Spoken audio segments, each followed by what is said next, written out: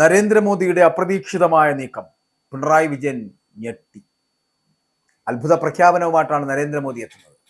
തലസ്ഥാന വികസനത്തിന് വമ്പൻ പദ്ധതികൾ പ്രഖ്യാപിക്കുവാൻ അവസാനം മോദി വരുന്നു. എയിംസും കപ്പൽശാലയും വന്ദേ ഭാരത് സ്ലീപ്പറുകളും അമൃത് ട്രെയിനുകളും ആ പ്രഖ്യാപനത്തിലുണ്ടാകും. വലിയ പ്രഖ്യാപനങ്ങളാണ്. നിയമസഭാ തെരഞ്ഞെടുപ്പിന് നേതൃത്വം ഏറ്റെടുത്ത് അമിത്ഷാ എത്തുന്നതോടുകൂടി യുപിയും ത്രിപുരയും പിടിച്ചതും ബംഗാളിൽ മുഖ്യ പ്രതിപക്ഷമായതും അമിത്ഷായുടെ തന്ത്രത്തിലൂടെയാണ് എന്നുള്ളത് ആരും മറന്നിട്ടില്ല. അതുകൊണ്ട് തന്നെ കേരളത്തിലെ നിയമസഭാ തെരഞ്ഞെടുപ്പിൽ അത്ഭുതങ്ങൾ കാട്ടാൻ ഒരുങ്ങിയാണ് BJPയുടെ വരവ്. അതുകൊണ്ട് തന്നെയാണ് ഇത്തരത്തിലുള്ള അത്ഭുത പ്രഖ്യാപനങ്ങൾ നടത്താൻ പോവുകയാണ് നരേന്ദ്രമോദി. ആ അത്ഭുത പ്രഖ്യാപനങ്ങൾ എന്ന് പറയപ്പെടുന്നത് ഞാൻ ആദ്യം സൂചിപ്പിച്ച എയിംസും കപ്പൽശാലയും വന്ദേ ഭാരത് സ്ലീപ്പറുകളും അമൃത് ട്രെയിനുകളും അടക്കമുള്ള വലിയ വമ്പൻ പ്രഖ്യാപനങ്ങളാണ്. പകച്ചു പോകുകയാണ് പിണറായി വിജയൻ എന്നുള്ള കാര്യത്തിൽ സംശയമില്ല. തന്റെ വിജയ സാധ്യതകളെ ഇത്തരത്തിലുള്ള പ്രഖ്യാപനങ്ങളിലൂടെ നരേന്ദ്രമോദി പരാജയപ്പെടുത്തുമെന്ന് ഞെട്ടി തെറിച്ചുകൊണ്ട് തന്നെയാണ് പിണറായി വിജയൻ മനസ്സിലാക്കിയിരിക്കുന്നത്. ഇനി എങ്ങനെയാണ് മൂന്നാമതൊരു ഭരണത്തിലേക്ക് എത്തുക എന്നറിയാതെ കൈകാലിട്ടടിക്കുകയാണ് ഇവിടെ. വരാൻ പോകുന്ന ദിവസങ്ങളിൽ, അതായത് ഈ മാസം 23 തലസ്ഥാന നഗരത്തിന്റെ ഭരണം പിടിച്ച BJP ഇവിടെ വൻ വികസന മാതൃകകൾ സൃഷ്ടിച്ച് നിയമസഭാ തെരഞ്ഞെടുപ്പിൽ അത്ഭുതം കാട്ടാൻ ഒരുങ്ങുകയാണ് എന്നുള്ളതാണ് ഇതിൽ നിന്ന് നമുക്ക് മനസ്സിലാക്കാൻ കഴിയുന്നത്. തിരുവനന്തപുരം നഗര വികസന രേഖ അത് പ്രഖ്യാപിക്കാൻ വേണ്ടിയിട്ടാണ് നരേന്ദ്രമോദി ഈ മാസം 23 കേരളത്തിൽ എത്താൻ പോകുന്നത്, തിരുവനന്തപുരത്ത് എത്താൻ പോകുന്നത്. നിയമസഭാ തെരഞ്ഞെടുപ്പിനുള്ള BJPയുടെ പ്രചാരണ പരിപാടിയുടെ ഉദ്ഘാടനമായിട്ട് തന്നെ അതിനെ മാറ്റാൻ പോകുന്നു. അത്തരത്തിലുള്ള വലിയ പ്രഖ്യാപനങ്ങളാണ് അന്ന് നടത്താൻ പോകുന്നത്. കോർപ്പറേഷൻ ഭരണം കിട്ടിയാൽ നഗരവികസന രേഖ പ്രഖ്യാപിക്കുവാൻ മോദി 45 ദിവസത്തിനകം എത്തുമെന്ന് തെരഞ്ഞെടുപ്പിന് മുൻപ് തന്നെ സംസ്ഥാന പ്രസിഡന്റാണ് രാജീവ് ചന്ദ്രശേഖർ അറിയിച്ചിരുന്നു. നമ്മളെല്ലാവരും അത് കേട്ടതാണ്. റിപ്പബ്ലിക് ദിനത്തിന് പിന്നാലെ ജനുവരി 28 പാർലമെന്റ് സമ്മേളനം ആരംഭിക്കുന്നതോടെ പ്രധാനമന്ത്രിയുടെ സന്ദർശനം നീണ്ടുപോകും എന്നതിനാലാണ് 23-ാം തീയതി, ഈ മാസം 23-ാം തീയതി പ്രധാനമന്ത്രി നരേന്ദ്രമോദി കേരളത്തിൽ തിരുവനന്തപുരത്ത് എത്തുന്നത്. സെൻട്രൽ സ്റ്റേഡിയത്തിൽ പ്രൗഢഗംഭീര പരിപാടി സജ്ജമാക്കാനാണ് BJPയുടെ തയ്യാറെടുപ്പുകൾ. കേരളത്തിന്റെ ദീർഘകാല ആവശ്യമായിട്ടുള്ള എയിംസ്, ഹൈക്കോടതി ബെഞ്ച് അടക്കം വമ്പൻ പ്രഖ്യാപനങ്ങൾ തിരുവനന്തപുരത്ത് മോദി നടത്താൻ പോകുന്നു. മാത്രമല്ല, കേരളത്തിന് പുതുതായിട്ട് 2 വന്ദേ ഭാരത് സ്ലീപ്പർ ട്രെയിനുകളും 2 ദീർഘദൂര അമൃത് ട്രെയിനുകളും അനുവദിക്കുന്നതും 3 പതിറ്റാണ്ടായി മുങ്ങിക്കിടക്കുന്ന ശബരി റെയിൽ പാത പുനരുജ്ജീവിപ്പിക്കുന്നതുമൊക്കെ മോഡിയുടെ ആ വമ്പൻ പ്രഖ്യാപനങ്ങളിൽ ഉണ്ട് എന്നുള്ളതാണ്. വിഴിഞ്ഞം തുറമുഖ വികസനത്തിനായും തലസ്ഥാനത്തെ പശ്ചാത്തല സൗകര്യ വികസനത്തിനായിട്ടും പ്രത്യേകം പാക്കേജുകൾ അടക്കം നരേന്ദ്രമോദി പ്രഖ്യാപിക്കും. നിയമസഭാ തെരഞ്ഞെടുപ്പ് വിജയത്തിന് BJPയുടെ മിഷൻ 2026 പദ്ധതിയും പ്രധാനമന്ത്രി അന്നേ ദിവസം തന്നെ തിരുവനന്തപുരത്ത് പ്രഖ്യാപിക്കാൻ പോകുന്നു. അങ്ങനെ വിഴിഞ്ഞം തുറമുഖത്തിന് 10 കിലോമീറ്റർ മാത്രം അകലെ പൂവാറിൽ കപ്പൽ നിർമ്മാണശാലയും തലസ്ഥാന വികസന മാസ്റ്റർ പ്ലാനിൽ BJP ഉൾപ്പെടുത്തിയേക്കും എന്നുള്ളതാണ് ഏറ്റവും വലിയ പ്രത്യേകതയും വലിയ പ്രഖ്യാപനവും.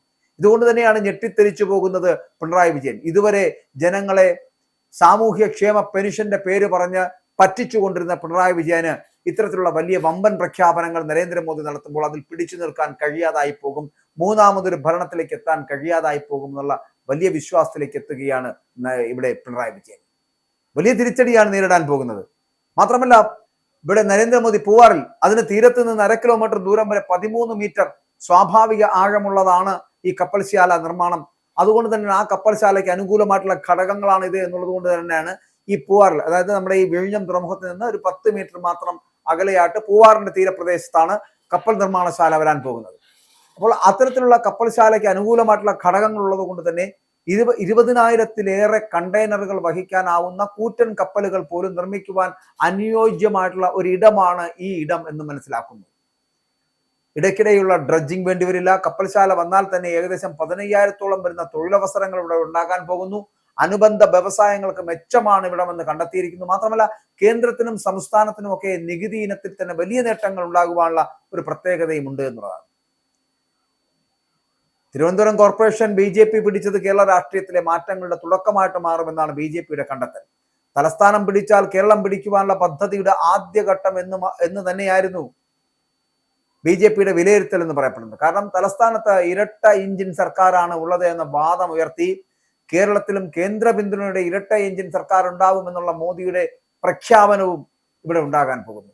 നിയമസഭാ തെരഞ്ഞെടുപ്പിൽ 40 സീറ്റ് പിടിക്കുകയാണ് ലക്ഷ്യമെന്ന് പറയുമ്പോഴും ഇതിനായിട്ട് മിഷൻ 40 തയ്യാറാക്കിയിട്ടുണ്ട് BJP.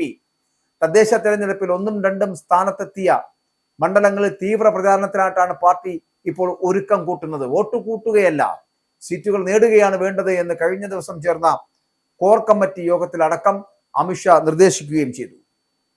സംസ്ഥാന പ്രഭാരിമാരാണ് ഇലക്ഷന് നേതൃത്വം നൽകുക പതിവ് എങ്കിലും സംസ്ഥാനത്തെ ഇലക്ഷന് തന്റെ നേരിട്ടുള്ള മേൽനോട്ടവും ഉണ്ടാകുമെന്ന് അമിത്ഷാ അറിയിച്ചിരിക്കുകയാണ്. ഇത് നേതാക്കളെ ആവേശത്തിലാക്കിയിട്ടുണ്ട്. പക്ഷേ ആ അമിത്ഷായുടെ തന്ത്രങ്ങൾ കേരളത്തിൽ പ്രയോജനപ്പെടുകയാണെങ്കിൽ, അല്ലെങ്കിൽ അത് ഇംപ്ലിമെന്റ് ചെയ്യപ്പെടുകയാണ് എന്നുണ്ടെങ്കിൽ കേരളത്തിൽ 40 സീറ്റുകൾ അവർക്ക് ഈസി ആയിട്ട് പിടിച്ചെടുക്കാൻ കഴിയും. അങ്ങനെയാണെന്നുണ്ടെങ്കിൽ ഒരു തൂക്കുമന്ത്രിസഭ മാത്രമായിരിക്കും ഇവിടെ എത്തുക.